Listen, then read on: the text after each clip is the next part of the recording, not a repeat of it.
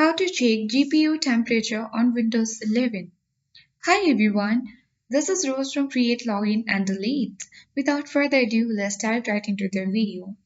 Right click on Start icon at bottom left corner of the screen and choose Task Manager.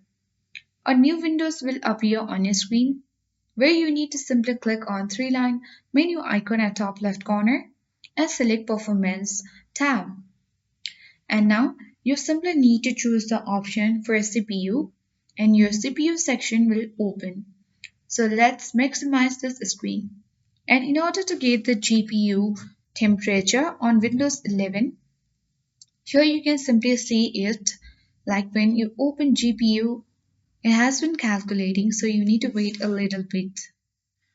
So now from the section you simply find all the information about your GPU including the GPU temperature as well.